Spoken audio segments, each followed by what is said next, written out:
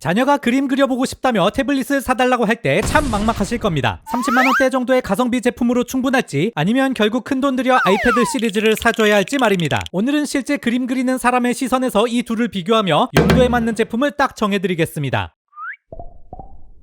리뷰하는 키트입니다. 먼저 30만원 정도의 알리에서 직구로 구입한 안드로이드 구성입니다. 레노버 샤오신 패드 프로 GT와 샤오신 펜슬 AP501U이며 케이스나 액정 보호 필름도 괜찮은 제품들을 저렴하게 구할 수 있어 전체적으로 가성비라고 할 만합니다. 펜슬까지 다 합쳐도 아이패드 구성에 비해 거의 4분의 1 가격입니다. 그렇지만 성능도 4분의 1은 아닙니다. 펜의 경우 필압 감지에 팜 리젝션, 틸트 기능까지 드로잉의 기본 스펙은 다 갖춘 펜인데도 고작 11불 정도입니다. 사실 필압 감지만 제대로 되어도 웬만한 그림 작업은 가능합니다. 특히 안드로이드 탭은 이 가격대에도 고주사율 디스플레이를 넣어주는 경우가 많아서 필기감이나 화면 반응은 아이패드보다 더 쫀득하고 쾌적하게 느껴지기도 합니다. 번외로 필기에 있어서는 아이패드 구성보다 앞서는 부분도 많습니다. 진보된 AI 기능이나 멀티태스킹을 통해 자료를 즉석에서 기록하거나 가공하기 편하고 안드로이드 계열 펜슬 중에는 충전이 필요 없는 방식도 있어서 관리하기도 좋습니다. SD카드 슬롯이 있는 기기를 사용하면 저렴하게 저장 공간을 확장할 수 있다는 장점도 있습니다. 공부용으로는 안드로이드 태블릿이 가성비가 정말 좋아. 하지만 한계점도 분명 존재합니다. 안드로이드 태블릿은 사양이 높아져도 고해상도 캔버스에 고해상도 브러쉬를 쓰면 선이 뚝뚝 끊기는 등 느려지는 문제가 있습니다. 취미 수준을 넘어 본격적인 작업을 하려는 분들에게는 아쉬움이 느껴질 만한 성능입니다. 다음은 가장 대중적인 구성이라 할 수 있는 아이패드 에어 11 M3와 애플 펜슬 프로입니다. 신품 기준 110만원 이상 드는 만큼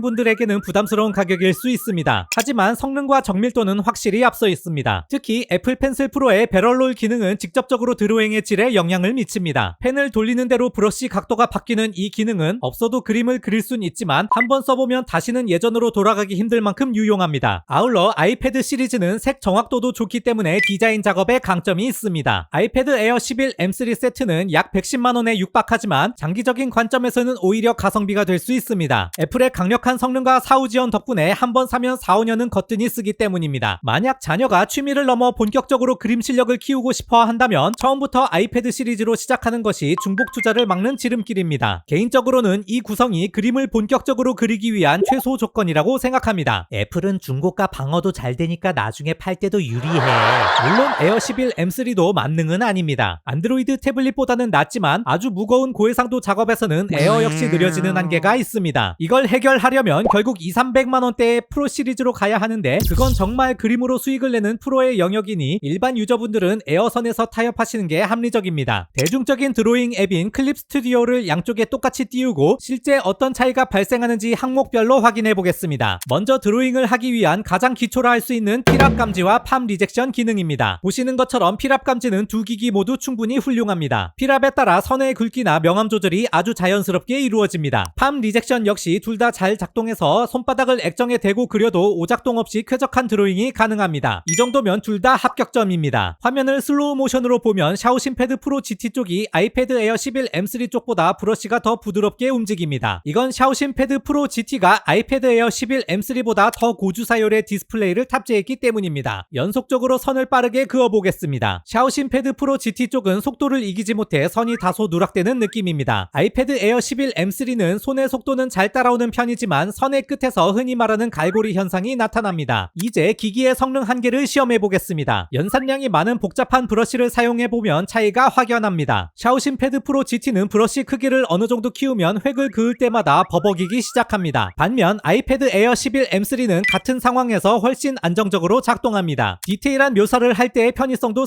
살펴보겠습니다. 우선 펜이 닿기 전 커서가 보이는 호버 기능입니다. 사실 이런 기능은 안드로이드 태블릿 중에서도 지원하는 기기들이 꽤 있습니다. 하지만 기종이나 펜의 종류에 따라 지원 여부가 갈리고 그런 제품들은 저가형과는 다소 거리가 있습니다. 지금 비교 중인 샤오신 패드 프로 GT 조합의 경우 이미 그려진 선을 다시 이어 그릴 때 펜의 위치를 정확히 가늠하기가 어려운 편입니다. 반면 아이패드 에어 11 M3 조합은 호버 기능으로 화면의 커서가 미리 보이기 때문에 정밀하게 선을 이어나갈 수 있습니다. 여기에 애플 펜슬 프로의 배럴롤이 더해지면 격차는 더 커집니다. 배럴롤은 펜슬을 돌리는 대로 브러쉬 방향이 바뀌는 기능인데 실제 붓을 쓰는 것처럼 직관적이기 때문에 작업의 효율과 손맛 자체가 다릅니다. 샤오신 패드 프로 GT 조합은 방법은 소프트웨어적인 방법으로만 브러쉬 각도를 돌릴 수 있습니다. 기본기는 둘 다 좋은데 빡센 작업으로 갈수록 체급 차이가 나네. 여기까지 대략적으로 두 기기의 차이를 확인하였습니다. 하지만 여기서 중요한 질문이 남습니다. 과연 이 차이들이 그림 그릴 때 4배에 달하는 가격차만큼 가치가 있는지 하는 점입니다. 그래서 어떤 제품으로 사야 할지 유형별로 딱 정해드리겠습니다. 그림을 가끔 그릴 것 같다면 가성비 좋은 중저가 안드로이드 태블릿을 추천합니다. 가성비가 압도적입니다. 그림을 자주 그리고 전공까지 고려하고 있다면 무리를 해서라도 아이패드 에어로 가시기 바랍니다. 그 정도 수준이면 창작의 한계를 느끼지 않도록 해주는 것이 더 중요합니다. 그림으로 이미 수익을 내거나 입시를 준비하는 수준이라면 고민 없이 바로 아이패드 프로로 가시는 게 가장 합리적입니다. 제품의 사이즈에 대해서도 고민이 많으실 것입니다. 만약 학교나 학원에 패드를 자주 들고 다녀야 한다면 가벼운 11인치를, 주로 집 책상에서 진득하게 그림에 몰입하는 스타일이라면 광활한 캔버스를 제공하는 13인치를 추천드립니다. 11인치는 화면이 작아서 작업하기 쉽지 않지만 대신 높은 휴대성으로 언제 어디서든 그림을 그릴 수 있습니다. 13인치는 그와 정반대로 휴대성이 떨어지지만 작업하기에는 좀 더 편합니다. 어느 쪽이든 영감이 떠올랐을 때 바로 그려낼 수 있는 환경을 만들어주는 것, 그것이 가장 좋은 선물일 것입니다. 오늘 영상이 여러분의 선택에 큰 도움이 되었기를 바랍니다. 구입 전에 한 가지 더 고려해볼 부분이 있습니다. 바로 안드로이드와 iOS 중 어떤 플랫폼을 선택할지입니다. 그림은 필연적으로 결과물을 공유하게 되는데 어느 쪽 생태계인지에 따라 작업 편의성은 물론 다른 이들과 연결되는 세계관도 달라집니다. 정답은 없으며 현재 환경에서 자료 공유에 유리한 쪽을 선택하시기 바랍니다. 처음에는 주변의 친구들과 공유하겠지만 그게 점점 넓어지면 전 세계의 어느 누구와도 연결될 수 있습니다. 미약하게 시작한 태블릿의 낙서가 나중에는 세계적으로 유명한 작가의 그림이 될 수도 있습니다.